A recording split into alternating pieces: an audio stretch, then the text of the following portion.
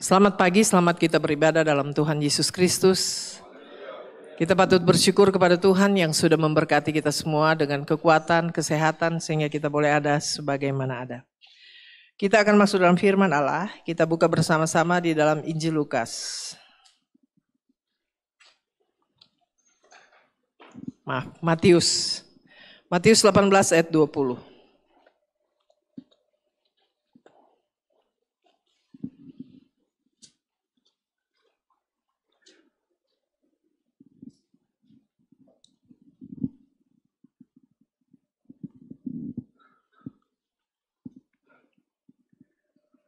Karena cuma satu ayat, mari kita baca sama-sama. Matius 18 ayat 20. 2, 3. Sebab di mana 2 atau 3 orang berkumpul dalam namaku, di situ aku ada di tengah-tengah mereka.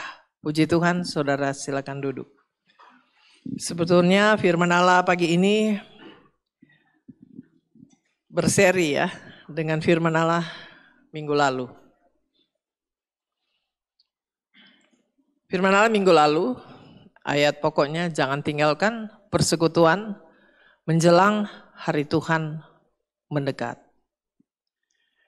Di dalam persekutuan, kita lihat pagi ini ada apa di persekutuan.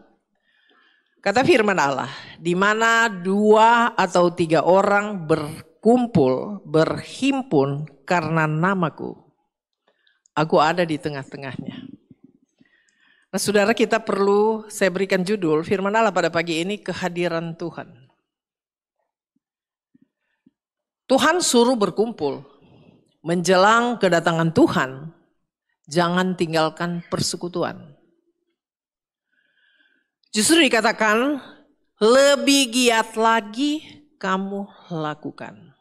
Tentunya lebih giat. Ya ada orang ibadah dia cuma kasih target. 1 bulan 1 kali aja deh. Nah sudah. Atau ada yang 1 bulan 2 kali. Ada yang 1 bulan 3 kali. 1 bulan 4 kali. Masing-masing sudah dengan dia sudah menakar. Pokoknya cukup 1 bulan 1 kali, cukup 1 bulan 2 kali. Begitu. Tapi firman Allah mengatakan, justru menjelang kedatangan Tuhan, kita lebih giat. Berarti lebih giat, lebih dari waktu yang lalu. Yang tadinya saudara berpikir, gak apa-apa deh 1 bulan 1 kali. Gak apa-apa 1 bulan 2 kali. Kalau lebih giat, kita tingkatkan. Kalau bisa dalam setiap ibadah, jangan absen. Jangan kosong absennya. Tapi memang dicentang, hadir. Sebab dalam setiap ibadah, Tuhan itu di sorga ada absen. Sebab di sorga ada kitab-kitab. Yang mana dia menulis setiap perbuatan manusia. Dan salah satu yang di absen ibadah. Kenapa dia suruh ibadah? Karena di ibadah itu Tuhan mau hadir. Ini 2 atau 3 orang. 2 atau 3 orang berhimpun karena namaku, karena Yesus. Jadi beda ya. Perkumpulan yang bukan karena Yesus, Yesus tidak akan hadir di sana. Tapi perhimpunan karena Yesus, 2 atau 3 orang, Yesus hadir. Jelaskan dalam ayat ini. Sebab di mana 2 atau 3 orang berkumpul dalam namaku, di situ aku ada di tengah-tengah mereka. Jadi Tuhan suruh berhimpun, bukan cuma suruh jangan tinggalkan persekutuan. Itu maknanya dalam sekali. Jangan tinggalkan persekutuan karena Tuhan mau hadir di persekutuan itu. Kiranya Tuhan tolong lewat firman Allah pagi ini kualitas ibadah kita tingkatkan. Jadi kita ini hitung aja berapa orang. Kita lebih dari 2, kita lebih dari 3. Memang dalam awal pelayanan, ya pernah selama pelayanan, ya dalam waktu buka pelayanan, pernah di ibadah cuma 3 orang, kaum wanita ya. Jadi ada beberapa kaum wanita minta izin. Sesungguhnya izin ya, soalnya kita mau pergi. Jadi tundalah tuh kebaktian. Saya pikir-pikir, kalau saya ikutin, nanti berikut lagi. Karena dia tunda ibadah. Wah enggak bisa. Sudahlah kalau kamu mau pergi silakan pergi, tapi ibadah jalan terus. Jadi memang yang hadir, cuma yang punya rumah, sama 1 ibu udah gendong anak. Sama saya. Tapi saya ingat ayat ini. 2, 3 orang berhimpun karena namaku, aku ada. Jadi saya tahu Tuhan itu ada. Makanya selalu saya juga bilang, ada seringkali ada hamba Tuhan, dia bilang, cuma 2-3 orang kita doa aja pulang ya. Pulang. Saya bikin ibadah seperti banyak orang. Pada waktu masuk itu ruangan ya, aduh itu ibu, dia sudah dekor bagus, sudah taruh tanaman. Rupanya ruangan itu sangat menarik. Lalu dia sudah semprot lagi pengharum, jadi ketika masuk di ruangan itu harum. Lalu mulai ibadah. Nah namanya merintis. Saya doa pembukaan, saya main gitar, saya doa pembukaan, saya pimpin puji-pujian, saya doa firman, saya bawa firman, habis firman saya doa juga, habis firman, habis itu jalan persembahan, saya doa tutup. Dari awal sampai akhir. Saya nggak lihat cuma 2 orang di depan saya dan anak 1 itu jadi 3. Saya melayani seperti orang banyak. Tapi rupanya juga tuh saya sudah terbentuk di waktu saya jadi guru sekolah minggu ya. 1 tahun ngajar 2 anak. Ya seringkali saya sudah sampaikan rupanya itu penting ya.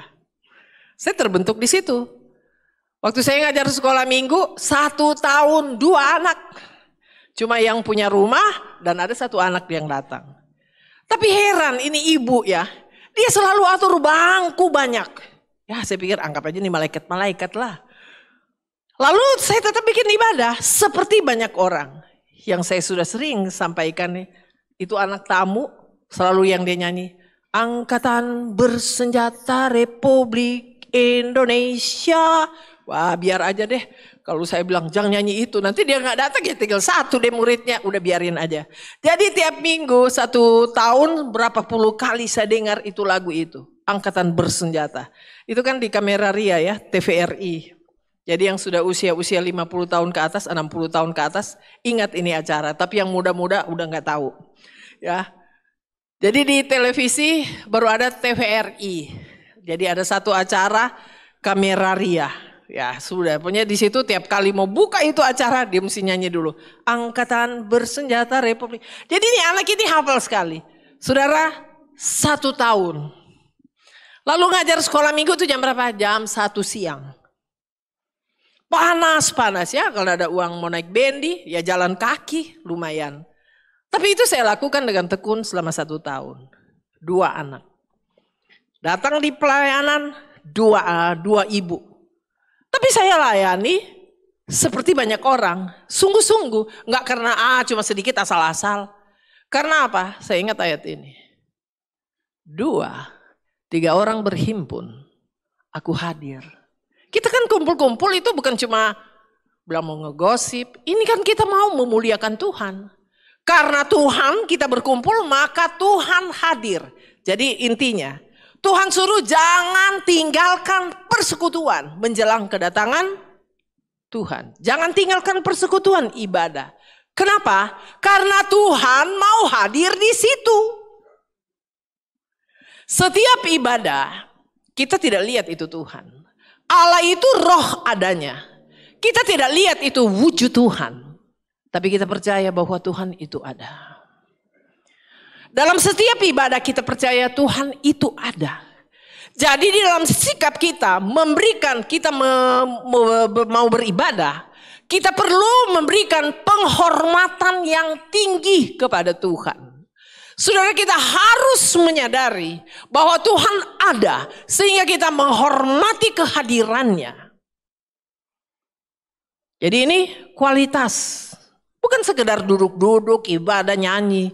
Kita harus menyadari. Di dalam Injil Yohanes dikatakan, sembahlah Tuhan dengan roh dan kebenaran. Jadi karena Tuhan ada, kita tidak lihat, tapi Dia ada. Kita mulai menyembah Dia, roh kita menyembah Dia. Kita perlu agungkan Dia. Jadi dalam ibadah, hanya Tuhan yang tahu siapa yang menghargai Dia. Hanya Tuhan yang tahu siapa yang menghormati Tuhan. Hanya Tuhan yang tahu siapa yang asal-asal datang ibadah. Tapi nanti pas firman dia mulai WA-WA-an. Wah, dia mulai. Makanya dia tahu-tahu gak ada yang lucu, ketawa sendiri. Dia ada di rumah ibadah, tapi dia tidak memberikan penghormatan kepada Tuhan. Dia berkomunikasi yang ada di luar sana. Itu sebabnya di dalam kalau kita beribadah, ada lagu kan, kusiapkan tubuhku, kusiapkan jiwaku, kusiapkan rohku. Semua perlu dipersiapkan. Alangkah baiknya kalau besok mau ibadah, sudah siap itu baju mau dipakai ini 1 hari sebelumnya. Jadi kalau buru-buru tiba-tiba enggak, baru setrika, tiba-tiba nanti di ibadah, enggak concern. Tadi saya sudah cabut itu setrika belum ya? Cabut belum, akhirnya terganggu. Kau tidak fokus kepada Tuhan. Ada lagi pernah satu ibu, dia masak air 1 panci. Untung pancinya besar. Selama ibadah, jadi dia nggak matiin itu kompor. Setelah pulang, ya selama itu gas ada dia nyala terus kan. Sampai di rumah itu panci sudah apa namanya, airnya sudah habis, pancinya sudah keriting. Untuk nggak terjadi kebakaran. Jadi hal-hal seperti itu perlu dipersiapkan. Lalu kalau memang mau beribadah, jangan nonton bola. Kan bola nanti kalau sekarang, apalagi sekarang bisa nonton di YouTube. Kalau ketinggalan, wah saya nggak nonton. Bisa nonton lagi di YouTube pasti ada. Jadi jangan nonton bola sampai pagi. Saya nggak tanya, ada amin saudara, saudara amin amin. Alias tidur.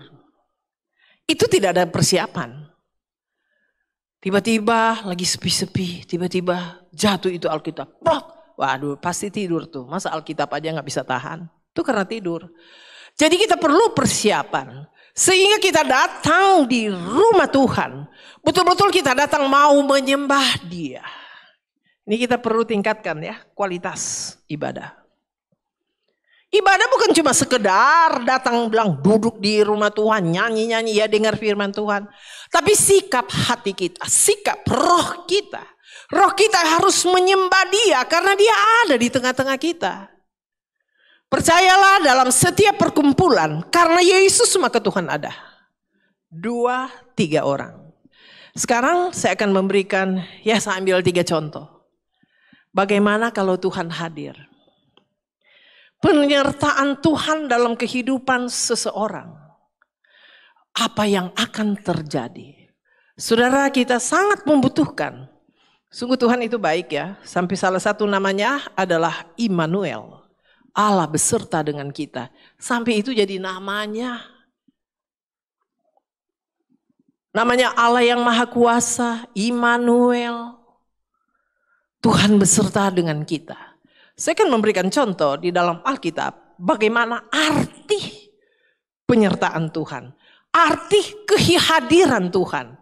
Tuhan suruh kita berkumpul bukan? Dan Tuhan hadir di situ. Lalu kalau Tuhan hadir dalam ibadah itu, apa yang Dia mau kerjakan? Saya berikan 3 contoh. Contoh pertama, kitab Daniel. Kita lihat Daniel pasal 3 ayat 21 sampai 30.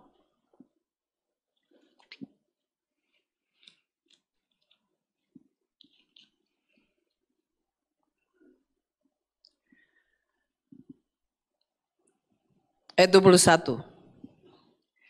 Lalu diikatlah ketiga orang itu dengan jubah, celana, topi, dan pakaian-pakaian mereka yang lain dan dicampakkan ke dalam perapian yang menyala-nyala. Kita lihat di sini dalam kisah ini, Sadrak, Mesak, Abednego. Mereka ada di pembuangan di Babel. Tapi mereka, Sadrak, Mesak, Abednego beserta Daniel adalah orang yang beruntung. Mereka dianggap jadi pegawai di istana. Satu saat Raja Nebukadnezar dia buat patung, lalu disuruh semua harus sembah itu patung. Tapi Sadrak, Mesak, Abednego, tapi rupanya dalam acara itu Daniel nggak ada ya. Hanya ada Sadrak, Mesak, Abednego. Ketika semua sudah menyembah itu patung, mereka tidak mau. Lalu dikasih kesempatan lagi. Satu kali lagi akan bunyi musik, alat musik, kamu harus menyembah. Kalau tidak, kamu akan dibuang di dapur api. Ini ancaman sudah ada di depan mata. Tapi apa kata Sadrak, Mesak, Abednego? Tuhan kita itu bisa tolong. Tapi seandainya kalau Tuhan tidak tolong, ya enggak apa-apa. Kami tetap tidak akan menyembah patungmu. Dan dikasih kesempatan satu kali lagi. Bunyi itu alat musik. Semua itu datang menyembah. Semua menyembah. Sujud. Tapi Sadrak, Mesak, Abednego tetap berdiri tegak. Mereka tidak mau. Akhirnya diperintahkan. Ikat. Lalu buang. Saking itu Raja geram, marah, panaskan berlipat kali, 7 kali lipat panas dari itu api. Ketika mereka sudah diikat, saudara yang ikat ya, yang ikat lalu yang mau gotong mereka kan sudah diikat jadi nggak bisa jalan. Jadi ada 3 orang yang gotong mereka bertiga. Ketika mereka lempar itu Sadrak, Mesak, Abednego karena saking panasnya. 3 orang yang mengangkat ini Sadrak, Mesak, Abednego langsung mati. Karena panas. Itu cuma pantulan api, panasnya api itu. Nah bagaimana dengan 3 orang ini? Ketika mereka dimasukkan ke dalam, kita baca selanjutnya.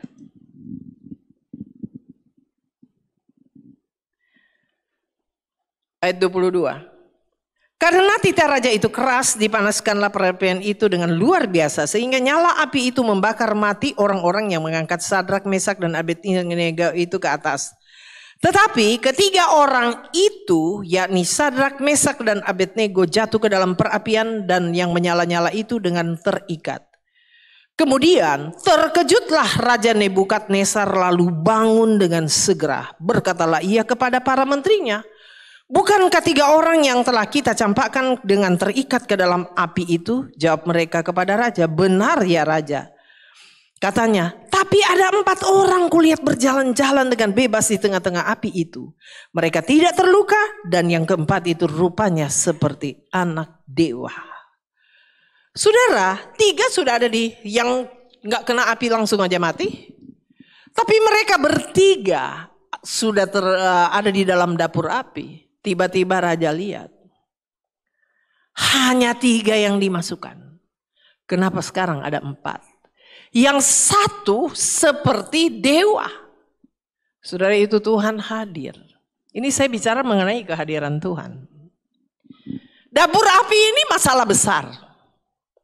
Mengancam nyawa.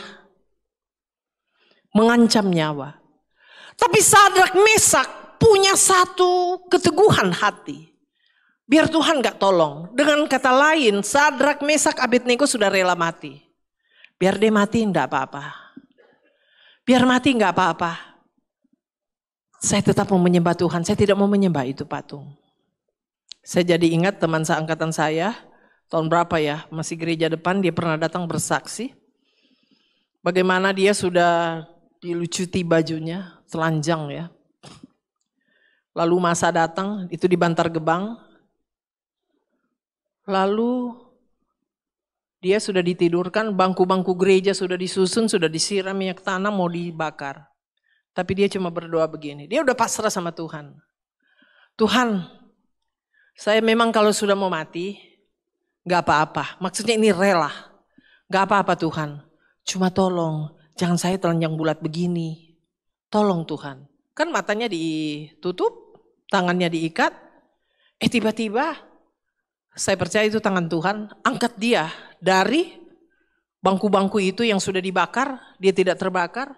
Tiba-tiba dia berdiri, dia lihat dari bawah, baju dia sudah ada di bawah, celananya, bajunya, cepat-cepat dipakai. Lalu saudara dia lari, itu yang namanya diraitkan. Tembok yang tinggi dia bisa lari, dia terbang. Dan akhirnya luput. Dan dia dirawat di Cikini. Dan dia punya tulang-tulang ini hancur. Tapi malam-malam ketika dia sedang tidur, ada di rumah sakit, tiba-tiba mulai berbunyi. Krek, krek, krek, tulang itu nyambung. Tuhan yang operasi. Ya, sambung. Krek, krek. Nah, dia pernah datang bersaksi di sini. Setelah sembuh, dia balik di tempat yang sama dan tidak ada orang lagi yang ganggu. Dia balik lagi, itu udah rela mati, saudara. Saya lihat-lihat dalam Alkitab, orang yang rela menderita sangat dihargai Tuhan. Yang rela menderita ya.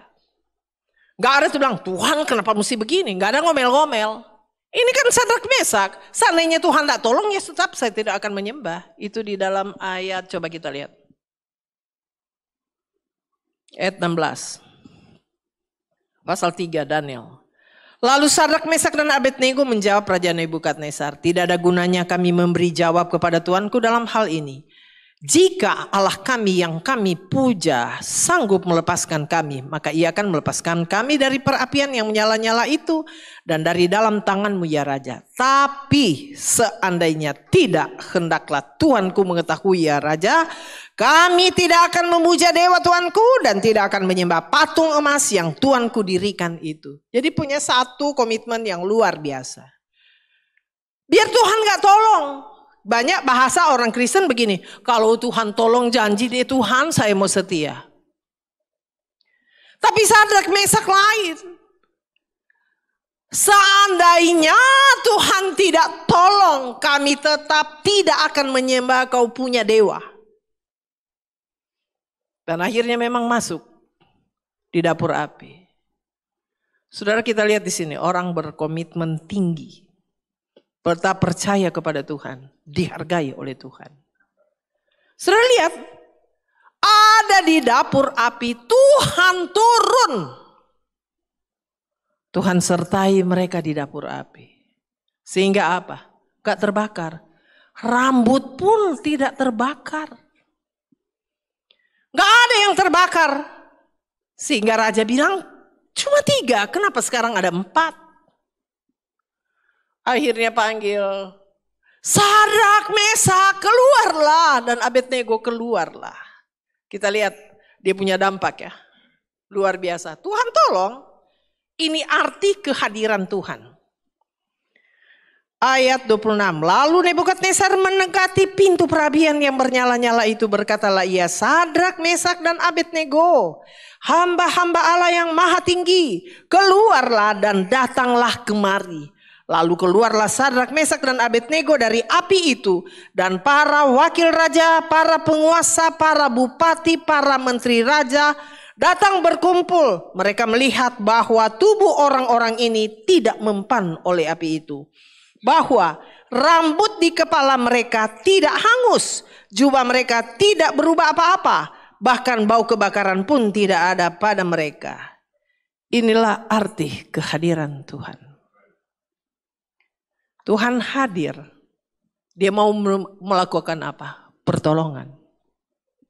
Tuhan itu tahu. Apalagi Tuhan sudah berfirman bahwa dunia tambah susah. Maka dibilang menjelang kedatangan Tuhan hari yang sukar, jangan tinggalkan persekutuan ibadah. Karena di ibadah itu Tuhan hadir, dan kehadiran Tuhan dia akan memberikan pertolongan. Selanjutnya kita lihat dampak bagi Nebukadnezar. Ayat 28. Berkatalah Nebukadnezar, terpujilah Allahnya Sadrak, Mesak dan Abednego. Ia telah mengutus malaikatnya dan melepaskan hamba-hambanya yang telah menaruh percaya kepadanya, dan melanggar titah raja, dan yang menyerahkan tubuh mereka karena mereka tidak mau memuja dan menyembah Allah manapun kecuali Allah mereka. Sebab itu aku mengeluarkan perintah bahwa setiap orang dari bangsa, suku bangsa, bahasa manapun juga yang mengucapkan penghinaan terhadap Allahnya Sadrak, Mesak dan Abednego akan dipenggal-penggal dan rumahnya akan dirobohkan menjadi timbunan puing, karena tidak ada Allah lain dan dapat melepaskan secara demikian itu. Lalu raja memberikan kedudukan tinggi kepada Sadrak, Mesak, Abednego di wilayah Babel. Lihat, Ini kalau kehadiran Tuhan, Tuhan hadir, pokoknya. Saya punya bahasa selalu, kau akan terheran-heran dengan apa yang Tuhan buat. Sebab saya dari awal pelayanan sampai sekarang pokoknya terheran-heran dengan apa yang Tuhan buat. Sungguh apa yang tidak pernah kita pikirkan, apa yang tidak pernah timbul di dalam hati, apa yang tidak pernah kita lihat, yang kita tidak pernah dengar, itu yang Tuhan sediakan bagi kita yang percaya dan mengasihi Tuhan. Pokoknya hari-hari itu terheran-heran dengan apa yang Tuhan buat ketika Tuhan itu ada di dalam kita. Sekarang Raja Nebukadnezar bilang, dia perintahkan, tidak boleh ada orang dari suku, bangsa, bahasa manapun menghina Allahnya Daniel, Allahnya Sadrak, Mesak, Abednego. Berani ada orang menghina, apa yang dikatakan? Sanksinya, dia akan dipenggal-penggal, rumahnya akan dirobohkan menjadi timbunan puing. Lalu tiga orang ini naik pangkat, diberi kedudukan tinggi. Ingat, 3 orang ini tawanan loh. Tapi walaupun mereka ketika ada di tempat pembuangan sebagai tawanan, mereka tetap takut kepada Tuhan. Ya, kita lihat nih, gak bisa ditekan. Biar ditekan, biarlah, biar kita mati. Yang penting tetap mau menyembah Tuhan. Ternyata orang-orang punya pendirian begini, Tuhan bela. Sudah ada di dapur api, tapi tidak mati. Justru mereka, kedudukan mereka di naik jabatan, dapat kedudukan tinggi. Ini kan tidak masuk akal. Ini orang buangan. Tapi mereka dapat kedudukan yang tinggi. Karena tetap mempertahankan, berkomitmen tinggi, aku tetap percaya kepada Tuhan. Saudara, kita harus punya iman seperti itu.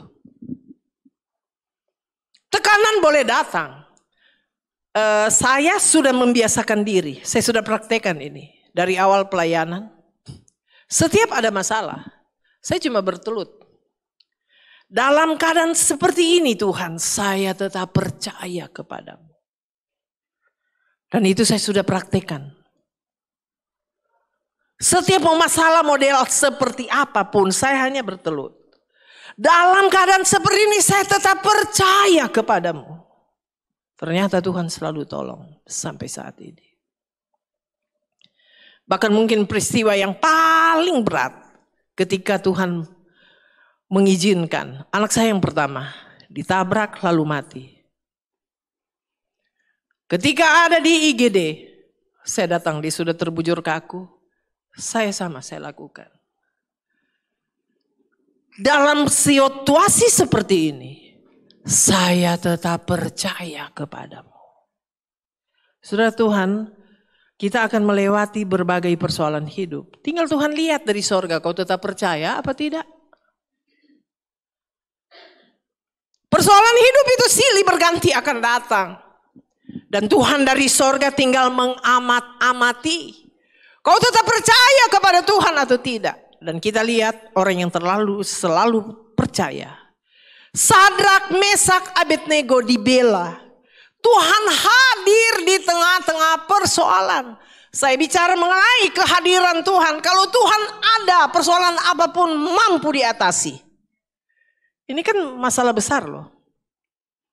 Ini memang nyawa. Nyawa terancam. Siapa yang masuk di dapur api kamu tidak mau terbakar? Jadi memang 3 orang ini sudah rela ketika diikat. Dia nggak bilang ini, nggak jadi deh. Saya pernah baca satu artikel di satu negara, kalau salah itu di Rusia. Ada satu ibu dengan anaknya, orang Kristen. Karena mereka menyembah kepada Tuhan, akhirnya masuk penjara. Di penjara ini anak ini nangis terus. Karena dia nangis terus, akhirnya ini ibu ngalah. Dia bilang, iya deh, dia mau mengkhianati Yesus, keluarlah. Ketika keluar, ini ibu yang nangis. Nangis terus ini ibu. Lalu anaknya tanya, kenapa mama nangis? Ya mama sedih, karena mama sudah mengkhianat berkhianat pada Yesus. Kenapa mama berkhianat? Karena kamu nangis terus sih di penjara. Iya deh ma, sekarang janji batalin lagi itu apa? Yang berkhianat kepada Yesus batalin.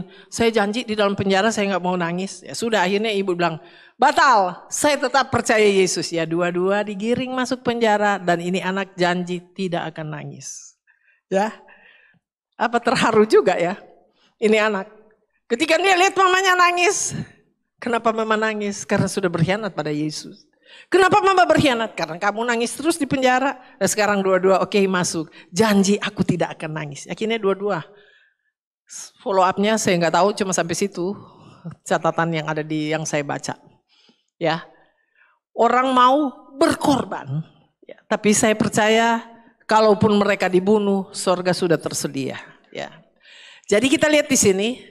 Sadrak, Mesak, Abednego. Ini sangat tidak masuk akal. Dapur api, sudah pasti mati. Tapi Tuhan hadir. Sekali lagi kehadiran Tuhan mengatasi segala masalah. Contoh kedua. Daniel pasal 6.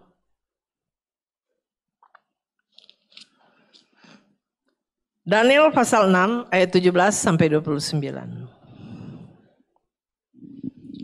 Kalau kisah Daniel ini difitnah. Jadi karena raja mengangkat dia, karena dia punya menteri-menteri. Daniel membawahi 120 menteri. 120 kepala daerah. Dan Daniel membawahi.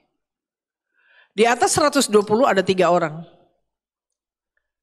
Dari 3 orang ini Daniel lebih tinggi lagi. Jadi raja, Daniel, baru ada 2 temannya, baru ada 120. Sekarang orang iri. Kok orang tawanan? Kenapa dia yang jadi kepala? Sehingga mereka yasa. Ya. Saya nggak usah itu terlalu panjang. Singkatnya, Daniel difitnah. Akhirnya Daniel difitnah dan dimasukkan di dalam gua singa. Kita baca ayat 16. Ayat 17. Sesudah itu raja memberi perintah lalu diambillah Daniel dan dilemparkan ke dalam gua singa. Berbicaralah raja kepada Daniel, Allahmu yang kau sembah dengan tekun dialah kiranya yang akan melepaskan engkau. Setelah Daniel masuk di dalam gua singa baru sadar itu raja bahwa ini rekayasa. Maka dibawalah sebuah batu dan diletakkan pada mulut gua itu. Lalu raja mencap itu dengan cincin meterainya dan dengan cincin meterai para pembesarnya. Supaya dalam hal Daniel tidak dibuat perubahan apa-apa. Lalu pergilah raja ke istananya dan berpuasalah ia semalam-malaman itu. Ia tidak menyuruh datang penghibur-penghibur dan tidak dapat tidur. Saudara, ketika Daniel dimasukkan dalam gua singa dan raja itu menyadari bahwa itu rekayasa dari bawahan-bawahannya.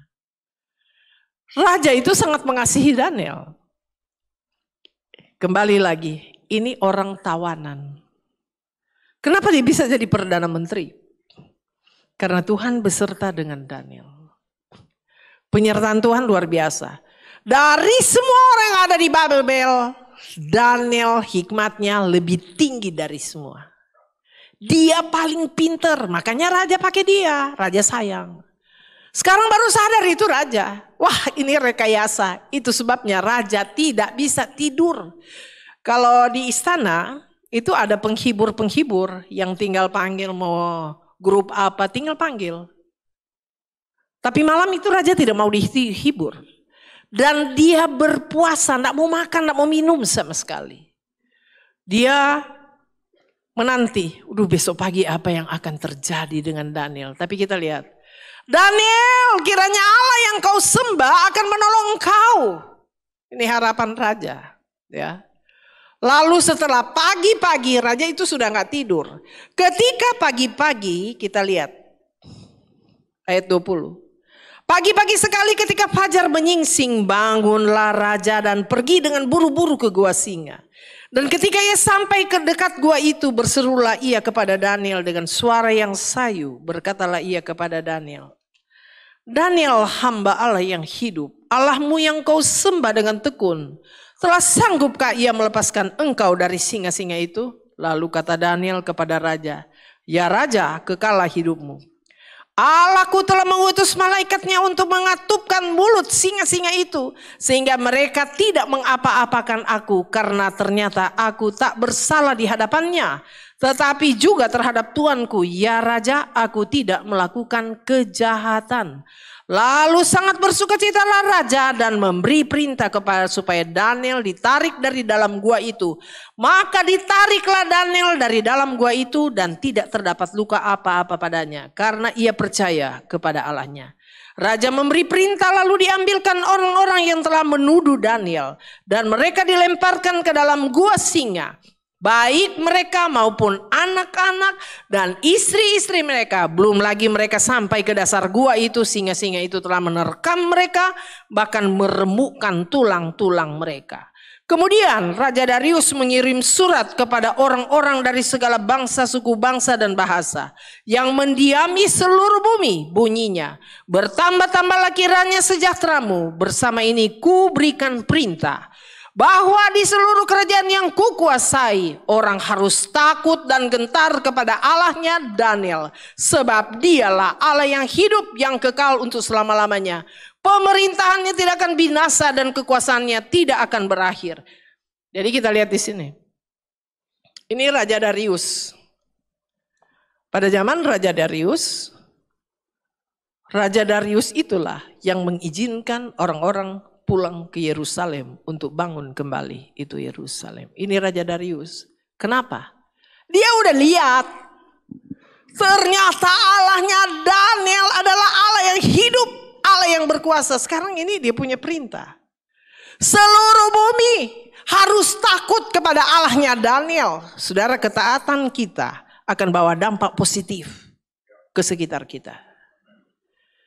Daniel, walaupun direkayasa supaya dia masuk supaya dia dibunuh oleh singa-singa.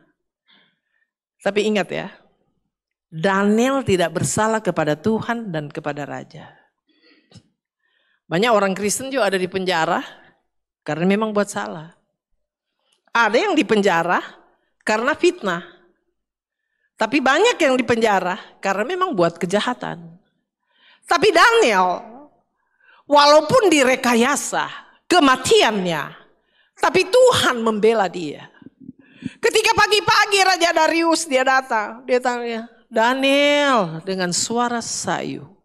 Ini kan cemas-cemas, jangan-jangan kalau nggak ada suara udah dimakan singa. Daniel, ya Raja, waduh sukacita. Oh ternyata Daniel kau masih hidup, ternyata Allahmu yang kau sembah. Ini bicara kehadiran Tuhan. Di penjara Tuhan hadir. Di gua singa Tuhan hadir. Kita lihat. Ditutup itu mulut-mulut singa. Daniel katakan Tuhan dia sudah mengutus malaikatnya untuk apa? Tutup itu mulut-mulut singa. Kiranya Tuhan tolong saudara bisa simak ini. Ini gua singa. Persoalan hidup. Tantangan. Tidak ada yang sulit bagi Tuhan. Dalam persoalan hidup sebentuk modelnya apapun. Kalau Tuhan ada semua bisa teratasi. Semua. Ini kan tidak masuk akal. Singa. Dan singa lapar. Tapi Tuhan mampu tutup. Itu mulut-mulut singa. Sampai Daniel itu tetap hidup. Akhirnya diangkat itu Daniel. Tarik itu Daniel dari gua singa. Lalu semua pemfitnah, anak-anak mereka, istri-istri mereka semua masukkan di gua singa. Masih belum sampai di dasar tuh singa udah terkam dan remukkan tulang-tulang mereka. Mati semua. Sekarang Darius kasih keluar perintah. Wih hebat loh saudara. Jadi kalau kita baca dalam kitab Nehemia, di kitab-kitab yang lain, kita lihat mengapa Raja Darius mengizinkan orang Israel itu pulang, tawanan. Kita lihat, karena dia sudah lihat Allahnya Daniel luar biasa. Kita baca kembali. Kemudian ayat 26. Kemudian Raja Darius mengirim surat kepada orang-orang dari segala bangsa, suku bangsa, dan bahasa yang mendiami seluruh bumi. Bunyinya, bertambah-tambahlah kiranya sejahteramu. Bersama ini kuberikan perintah bahwa di seluruh kerajaan yang kukuasai, orang harus takut dan gentar kepada Allahnya Daniel. Sebab dialah Allah yang hidup, yang kekal selama-lamanya. Pemerintahannya tidak akan binasa dan kekuasaannya tidak akan berakhir. Ini Raja Darius jadi percaya kepada Tuhan. Lalu dia perintah semua orang mesti takut. Wah, ini kan kisah yang luar biasa. Daniel ini orang tawanan, orang buangan. Tapi karena dia tetap takut akan Tuhan, maka Tuhan permuliakan namanya lewat Daniel. Ada tantangan, tapi semua bisa teratasi. Pokoknya kalau Tuhan hadir, aman. Mau persoalan model apa? Tadi dapur api. Saudara banding-banding kau punya persoalan. Dapur api dengan persoalanmu, kau punya persoalan terlalu kecil. Gua singa terlalu kecil. Jadi saudara punya persoalan, Tuhan kan hadir. Maksud Tuhan hadir, dia mau memberi pertolongan. Sekarang ya, maksud Tuhan hadir dalam pertemuan-pertemuan ibadah. Untuk dia mau beri pertolongan. Cuma seringkali banyak anak-anak Tuhan tidak menyadari kehadirannya. Sehingga kurang percaya. Ibadah asal-asal, kurang hormat kepada Tuhan. Jadi kita sudah lihat dua contoh ya. Tadi Sadrak, Mesak, Abednego. Sekarang Daniel. Saya ambil 3 contoh. Semua orang-orang yang dikucilkan dari daerahnya. Yang ketiga, Yusuf.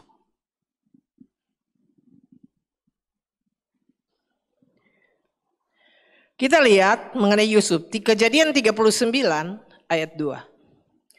Yusuf ini juga kan dijual oleh saudaranya. Sehingga dia jauh dari ibu bapaknya. Dia jauh dari sanak saudaranya. Dia jauh dari tempat tinggalnya. Dia terisolir di Mesir. Dan dia jadi budak.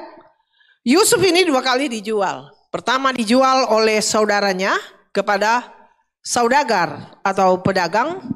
Sampai di Mesir, Yusuf dijual oleh pedagang dan Potifar yang beli, jadi budak. Jadi memang dalam zaman dulu, memang manusia itu diperjualbelikan jadi budak. Ya. Kita lihat ayat 2. Sekarang Yusuf, lihat dari pertama, Yusuf ini ada di rumah Potifar, status budak. Tapi kita lihat ayat 2. Tetapi Tuhan menyertai Yusuf sehingga ia menjadi seorang yang selalu berhasil dalam pekerjaannya, maka tinggallah ia di rumah tuannya orang Mesir itu.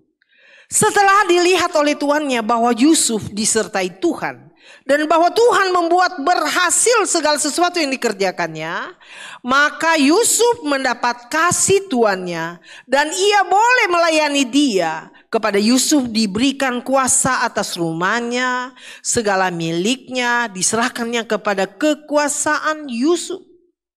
Saudara lihat. Sejak ia memberikan kuasa dalam rumahnya atas segala miliknya kepada Yusuf, Tuhan memberkati rumah orang Mesir itu karena Yusuf. Sehingga berkat Tuhan ada di atas segala miliknya, baik yang di rumah maupun yang di ladang. Kita lihat. Yusuf ini takut akan Tuhan. Biasanya ini jadi tawanan. Ini kan sama. Mau bilang tawanan, budak diperjualbelikan, 2 kali dijual. Sekarang ada di rumah Potifar. Kita lihat dulu bukti Yusuf takut akan Tuhan. Kita lihat ayatnya, bukti Yusuf takut akan Tuhan. Ayat 7. Selang beberapa waktu istri tuannya memandang Yusuf dengan berahi. Lalu katanya, marilah tidur dengan aku. Tapi Yusuf menolak dan berkata kepada istri tuannya itu, dengan bantuanku tuanku itu tidak lagi mengatur apa yang ada di rumah ini. Dan ia telah menyerahkan segala miliknya kepada kekuasaanku. Bahkan di rumah ini ia tidak lebih besar kuasanya daripadaku. Dan tiada yang tidak diserahkannya kepadaku selain daripada engkau, sebab engkau istrinya. Bagaimana mungkin aku melakukan kejahatan yang besar ini dan berbuat dosa terhadap Allah? Jadi Yusuf tinggal di rumah Potifar. Tahu-tahu istri Potifar sudah tertarik dan menggoda dia. Ayo tidur dengan aku, peluang itu ada. Tapi Yusuf bilang, mana mungkin aku melakukan dosa yang besar ini? Melakukan kejahatan di hadapan Allah. Jadi Yusuf punya pendirian yang teguh. Banyak orang kan kalau ditinggal sendiri, banyak ya kejadian. Ada satu keluarga, istri punya toko. Si istri pergi jaga toko. Suami di rumah, belum berangkat kerja. Rupanya kalau istri berangkat duluan ke toko, mau cepet-cepet buka toko. Suami in the hoy dengan pembantu. Akhirnya ini istri tahu dan akhirnya suaminya disuruh keluar. Saya punya teman juga seangkatan, pelayanan di Priuk, sama. Jadi ini suami istri melayani di Priuk, sudah punya anak satu, lalu ada pengerja perempuan. Istri pergi pasar, ya, istri pergi pasar. Tiba-tiba ada yang lupa balik. Ketika balik si gembala dan pengerja lagi in the hoy. Akhirnya dipecat. Nah kita lihat, tidak takut akan Tuhan. Yusuf jauh dari orang tua. Yusuf jauh dari sahabat. Gak ada satupun yang dikenal di Mesir. Yusuf jauh dari tempat tinggalnya. Tapi dia takut akan Tuhan. Saudara, kita perlu memiliki hati yang seperti ini. Yusuf takut akan Tuhan. Apalagi dunia sekarang. Sekarang mah gak ada tuh bilang begini. Sudah tahu dia punya istri, tetap digoda. Zaman sekarang begitu. Tahu ada istri, ada anak. Ada satu pegawai, kenapa kamu kejar-kejar itu bapak? Dia kan udah punya istri dan anak. Iya saya tahu dia punya istri dan anak, tapi saya suka dia. Orang gila gak? Makanya sekarang lagi rame pelakor-pelakor. Wow, sekarang tambah banyak. Tahun lalu aja dapat info. Ketika pandemik 3.000 lebih perceraian khusus Tangsel. Hitung ada berapa janda? 3.000 lebih janda loh di Tangsel pada waktu pandemik. Saya nggak tahu sekarang. Mungkin lebih naik lagi.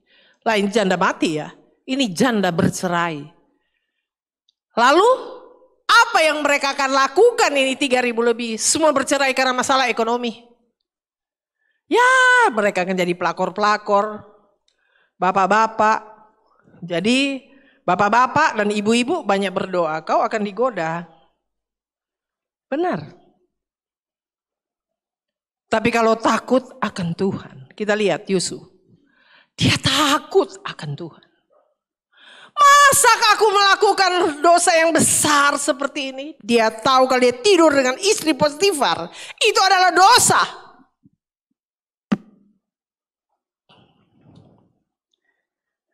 Ayat 9.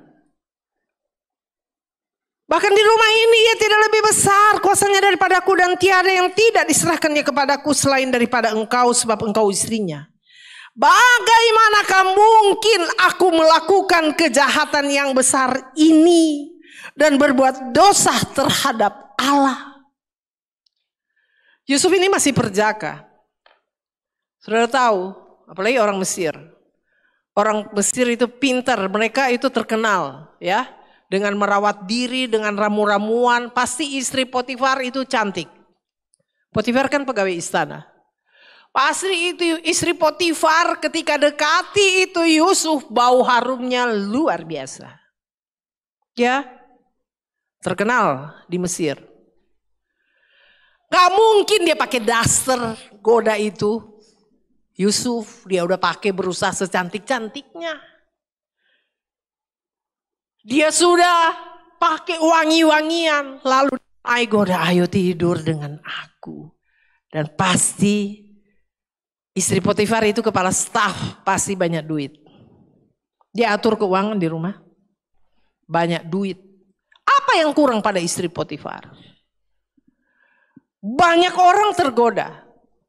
Karena lihat antiknya, duitnya, pokoknya diladenin. Tapi Yusuf dia katakan, masakan aku melakukan perbuatan kejahatan yang besar? Yusuf tahu kalau dia buat cabul, dia tidur dengan istri Potifar, itu kejahatan yang besar. Nih kasih tanda petik. Sebab dunia sekarang dunia jahat.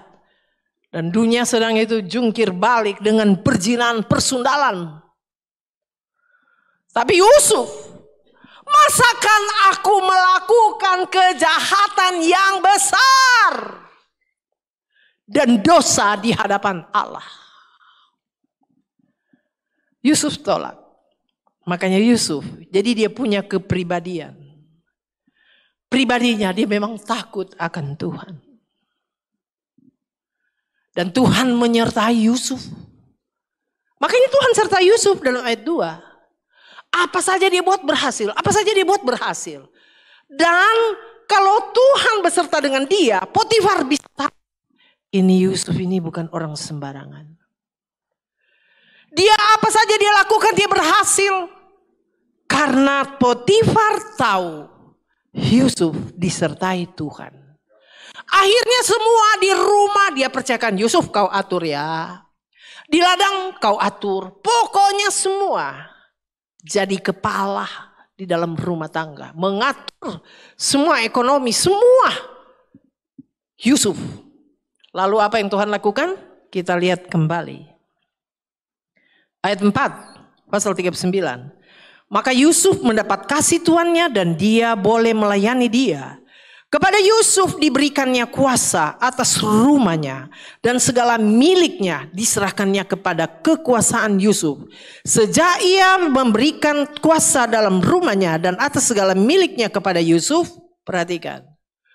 Tuhan memberkati rumah orang Mesir itu karena Yusuf. Sehingga berkat Tuhan ada atas segala miliknya, baik dalam rumah maupun di ladang. Ini orang disertai Tuhan di mana-mana, ya. Saudara perhatikan. Takut akan Tuhan itu modal pertama. Akhirnya semua di rumah di ladang Yusuf kau atur. Pokoknya Potifar udah gak mau tahu, kau yang atur. Yang tidak diserahkan kepada Yusuf cuma istrinya. Semua Yusuf yang atur. Lalu apa?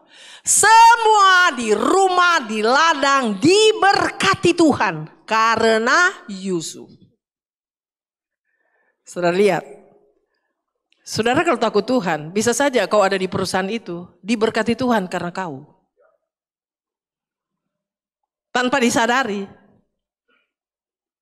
Sebetulnya perusahaan yang menampung anak-anak Tuhan yang takut Tuhan itu beruntung. Kenapa? Anak-anak Tuhan yang takut Tuhan di mana dia berada akan bawa pengaruh positif. Lihat ini. Ini budak. Tapi karena takut akan Tuhan. Tuhan berkati itu ladang. Tuhan berkati itu rumah. Karena Yusuf. Saudara jadilah anak-anak Tuhan yang takut akan Tuhan. Kau akan berdampak positif. Dimanapun kau berada, mau kerja di mana saja. Kalau Tuhan beserta pasti berhasil. Apa saja yang kita lakukan. Makanya takut Tuhan. Orang takut Tuhan pasti jujur, enggak tukang bohong. Enggak putar balik. Takut Tuhan pasti jujur. Bicara yang benar. Biasakan dirimu untuk bicara yang benar. Dan kita lihat kehadiran Yusuf. Tuhan berkati rumah Potifar orang kafir. Ini orang kafir loh.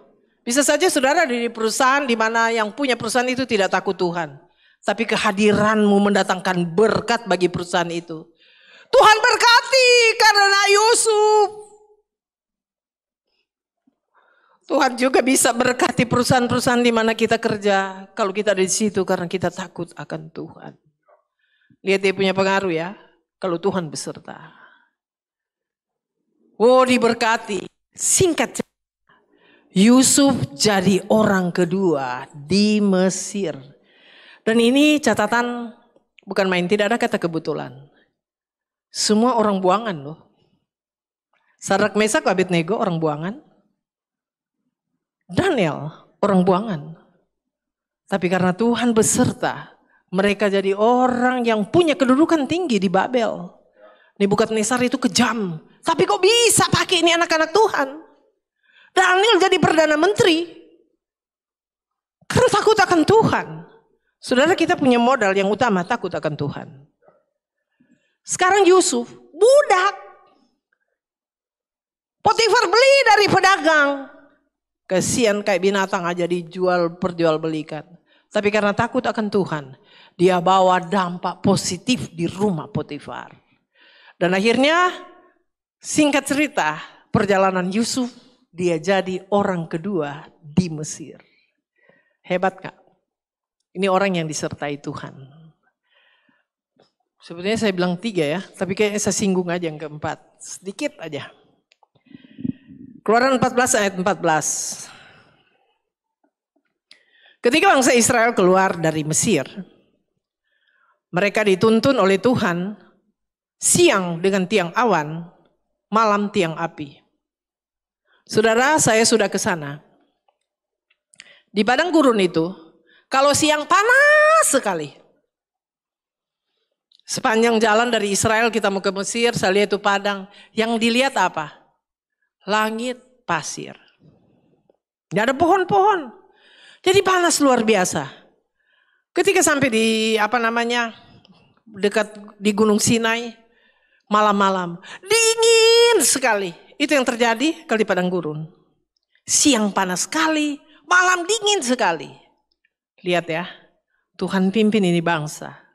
Malam lebih dari 1 juta orang. Malam tiang api. Untuk apa? Menghangatkan mereka. Plus menerangi mereka. Gak pakai listrik. Gak pakai Petromax. Gak pakai obor. Tuhan tuntun ini bangsa. Siang panas sekali. Tuhan sertai dengan apa? Tiang awan. Awan untuk melindungi mereka dari panasnya matahari. Sengat matahari. Ketika mereka jalan. Tiba-tiba sudah sampai di dekat Laut Kulsum. Lalu bangsa Israel ketika dia lihat. Waduh, sudah datang itu Firaun. Kita buka. Keluaran 14 ayat 14.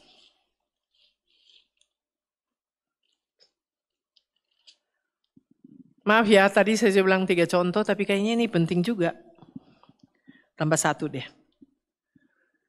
Ayat 6. Ketika bangsa Israel itu sudah keluar, kita lihat tindakan dari Firaun. Ayat 6, pasal 14. Keluaran. Kemudian ia memasang keretanya dan membawa rakyatnya serta. Ia membawa 600 kereta yang terpilih. Ya, segala kereta Mesir. Masing-masing lengkap dengan perwiranya. Demikianlah Tuhan mengeraskan hati Firaun, raja Mesir itu, sehingga ia mengejar orang Israel. Tapi orang Israel berjalan terus dipimpin oleh tangan yang dinaikkan. Adapun orang Mesir, segala kuda dan kereta Firaun, orang-orang berkuda dan pasukannya mengejar mereka. Dan mencapai mereka pada waktu mereka berkemah di tepi laut, dekat Pihahirot di depan Baal-Zephon. Ketika Firaun telah dekat, orang Israel menoleh. Maka tampaklah orang Mesir bergerak menyusul mereka. Lalu sangat ketakutanlah orang Israel. Dan mereka berseru-seru kepada Tuhan. Dan mereka berkata kepada Musa, apakah karena tidak ada kuburan di Mesir, maka engkau membawa kami untuk mati di padang gurun ini? Apa yang kau perbuat ini terhadap kami dengan membawa kami keluar dari Mesir? Bukankah ini telah kami katakan kepadamu di Mesir, janganlah mengganggu kami. Dan biarlah kami bekerja pada orang Mesir, sebab lebih baik bagi kami untuk bekerja pada orang Mesir daripada mati di padang gurun ini. Tetapi berkatalah Musa kepada bangsa itu, janganlah takut, berdirilah tetap dan lihatlah keselamatan dari Allah yang akan diberikannya pada hari ini kepadamu. Sebab orang Mesir yang kamu lihat hari ini tidak akan kamu lihat lagi untuk selama-lamanya. Tuhan akan berperang untuk kamu dan kamu akan diam saja. Ini musuh datang. Lihat, aduh udah datang nih. Musa bilang, jangan takut. Kau lihat orang Mesir hari ini, kau tidak akan lihat untuk selama-lamanya. Makanya ketika Firaun dan tentaranya masuk di Laut Kulsum, Tuhan bilang apa sama Musa? Angkatlah tongkatmu, lalu itu air itu balik dan mati semua orang-orang Mesir. Tuhan hadir. Maka dia bilang, aku berperang ganti kamu, kamu diam saja. Orang Israel bilang apa? Diam-diam aja. Lalu Tuhan yang berperang ganti mereka. Kalau Tuhan ada di dalam kita menghadapi persoalan, Tuhan berperang ganti kita. Tuhan berperang ganti kita. Makanya terlalu bodoh kalau kita gak mencari Tuhan. Kau punya terheran-heran terus kalau dengan Tuhan. Jadi Tuhan berperang ganti kita. Nah selanjutnya kita akan lihat. Saudara di dalam Timotius, 1 Timotius 4 ayat 8. Ini ayat kedua akhir. Masih ada ayat terakhir lagi. Masih boleh ya? 1 Timotius 4 ayat 8. Tadi kita sudah baca. 2-3 orang berhimpun karena namaku, aku ada di tengah-tengahnya. Sekarang 1 Timotius 4 ayat 8.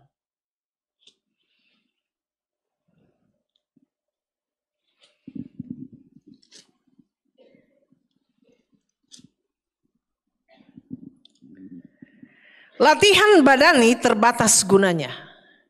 Tetapi ibadah itu berguna dalam segala hal. Karena mengandung janji. Baik untuk hidup ini maupun untuk hidup yang akan datang. Saudara kalau apalagi sudah usia di atas 50. Kalau datang ke dokter. Salah satu yang dokter perintah apa? Bukan cuma minum obat. Olahraga. Betul apa betul? Mau sakit apa aja. Kolesterol tinggi. Olahraga. Diabetes, olahraga. Semua disuruh olahraga. Latihan badani sedikit faedahnya, tapi ada. Jadi mau olahraga bagus juga. Ternyata kalau bilang jadi ada pembakaran ya. Tuh bilang gula. Saya baru lihat kemarin saya baca satu artikel. Orang kalau diabetes, salah satu mengatasi begini, kosongkan gula dulu di otot-otot. Caranya apa? Olahraga. Kosongkan gula. Gula yang ada di dalam otot-otot, di dalam darah, kosongkan. Cara mengosongkan olahraga memang. Jadi jalan-jalan pagi, itu olahraga. Ketika terjadi pembakaran terhadap gula, masuk gula yang ini, ya itu dibilang resistensi insulin. Kalau gula penuh di otot dan di darah, maka insulin itu ada penolakan terhadap insulin. Tapi kalau ada pengosongan, maka diterimalah, ya, diterima itu insulin untuk mengarahkan ini gula mau kemana. Itu salah satu mengatasi diabetes. Ada 3 sih, tapi 1 aja. Lalu kita lihat di sini, latihan badani.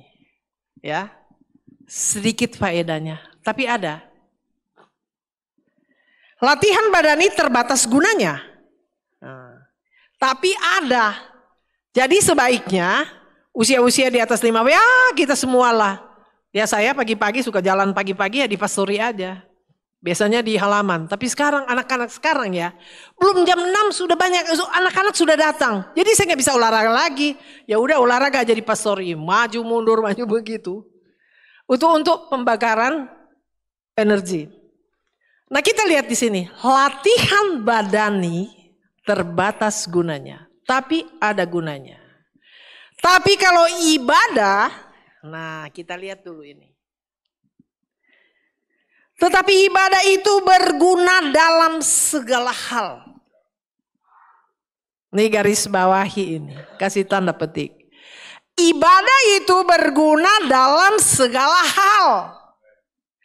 Karena mengandung janji. Baik untuk hidup sekarang, hidup ini.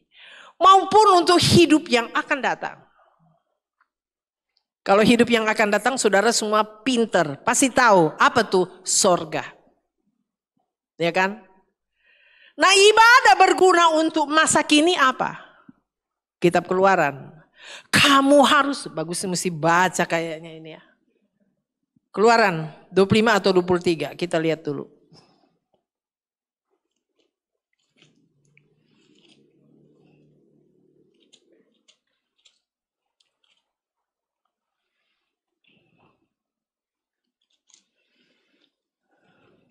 Keluaran 23 ayat 25. Ini janji ibadah hari ini. Di masa sekarang kita hidup. Tetapi kamu harus beribadah kepada Tuhan Allahmu. Maka ia akan memberkati roti makananmu, air minumanmu. Dan aku akan menjauhkan penyakit dari tengah-tengahmu. Ini janji ibadah loh. Semua orang butuh ini 3. Orang kaya, orang miskin butuh ini 3. Mau pejabat tinggi, mau pemulung butuh ini 3. Kamu harus beribadah kepada Tuhan Allahmu. Maka rotimu dan airmu diberkati. Semua butuh makan. Orang Israel kan makan roti. Tapi kita nasi. Makananmu dan minumanmu akan diberkati. Plus segala penyakit dilalukan. Memang kita bisa alami aja ada. Masuk angin, batuk-batuk, pilek. Tapi Tuhan janji segala penyakit dia akan lalukan daripadamu. Bukan berarti Tuhan tidak janji bahwa kita tidak akan pernah sakit. Tuhan tidak janji begitu. Yang Tuhan janji Tuhan lalukan. Ya apalagi kalau usia di atas 50. Yang sakit lutut lah. Sakit pinggang lah. Apalagi jawab sendiri. Iya kan? Lalu nanti ke dokter terus bilang minum air putih yang banyak. Olahraga. Itu yang harus lakukan. Jadi memang ada saja penyakit. Yang sakit kaki lah. Entar kaki ada baik-baik. Pinggang. Dokter bilang kurang minum. Minum air putih yang banyak. Tuhan janji kalau kita beribadah kepadanya, makananmu diberkati. Kau tidak akan kelaparan. Minumanmu diberkati. Berikut, segala penyakit, kalau datang penyakit Tuhan lalukan. Ya ada saja yang dirasa. Namanya tambah usia. Kita lihat pohon yang makin tambah usianya lama-lama lapuk. Ya begitu juga organ-organ tubuh. Ada banyak perubahan karena usia. Tapi Tuhan janji dia lalukan segala penyakit. Ibadah berguna dalam segala hal. Karena dalam ibadah itu mengandung janji. Dan yang berjanji itu hadir di tengah ibadah. Ya, dia berjanji, dia janji untuk masa kini dan masa yang akan datang. Sekarang ayat paling akhir. 1 Timotius 6. Bagaimana supaya ibadah itu mendatangkan keuntungan besar. Sebab saudara pasti ada di antara saudara bilang begini. Saya sudah ibadah tapi saya kok enggak alami ya. Bisa saja di ayat ini kau salah. 1 Timotius 6 ayat 6. Memang ibadah itu kalau disertai rasa cukup memberi keuntungan besar. Memang ibadah itu kalau disertai rasa cukup, mendatangkan keuntungan yang besar. Dalam ibadah itu ada untung yang besar, ya. Rasa cukup itu maksudnya begini. Orang rasa cukup itu relatif. Ada orang makan nasi dengan sambal dia rasa cukup. Ada orang makan nasi dengan tempe rasa cukup. Ada orang makan nasi dengan tahu cukup. Tapi ada orang kalau cuma tempe tahu dia rasa nggak cukup. Nggak ada ayam. Nggak ada daging. Akhirnya bersungut-sungut. Betul apa betul ya? Tapi kalau dibilang ibadah dirasa cukup, ya, ada rasa cukup. Kalau orang merasa cukup, apa yang dia akan lakukan? Dia akan berterima kasih. Dia akan berterima kasih kepada Tuhan dan pasti dia datang beribadah dengan sukacita. Dia pasti akan datang beribadah dengan sukacita. Kalau orang beribadah dengan senang hati, besar keuntungan kalau kita beribadah. Besar keuntungan kalau kita beribadah. Karena di ibadah ada Tuhan, mari kita tingkatkan kualitas ibadah kita. Dengan memberi penghormatan yang tinggi kepada Tuhan. Biarlah roh kita juga menyembah akan Dia. Sembahlah Tuhan dengan roh dan kebenaran. Roh kita itu harus menyembah kepada Tuhan. Jadi kalau di dalam setiap ibadah mari kita fokus. Saya mau tinggikan Tuhan. Saya mau agungkan Tuhan. Engkau beribadah dengan penuh ucapan syukur. Dengan senang hati. Maka ibadah itu mendatangkan keuntungan yang besar. Tuhan memberkati kita semua. Mari kita bangkit berdiri.